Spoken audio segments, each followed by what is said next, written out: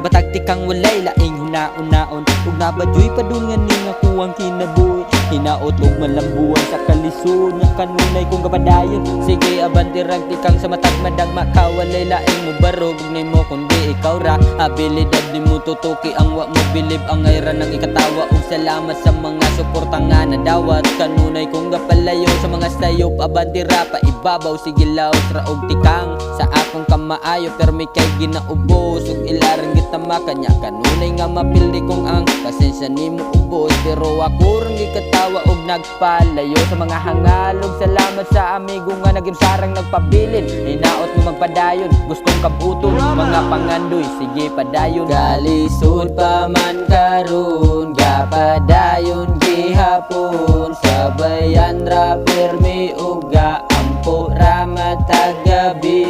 Gapaning kamot ra gihapon bisag ang kalibutan nga gubot way angay nga kapuyon. Sige ditso ra ug tikang Kalisod pa man karon gapadayon gihapon sabayan ra permi uga ampo ra matag gabi. Gapaning kamot ra gihapon bisag ang kalibutan nga gubot way angay nga kapuyon. Sige ditso ra ug tikang bisag dili ka sigurado ay raog kahadlok pagsugal para rapod na nimo kung nagkalisod ang dagan kinabuhi. Abante rago niya sa gulan ng pag-ampo matag gabi permi ko mangutana sa ako ang kaugalingon kung unsa ang hinungdanan nga nagkugi ko. Maong nilikay ko sa mga sayop nilahos o pag-abante ug ako rang gitikang mga problema negatibo ug realidad nga gustong musuk-suk. Maunang pagbuo sa mga bati nga panahon niya ako rang giabo ang tanan ug nagpadayon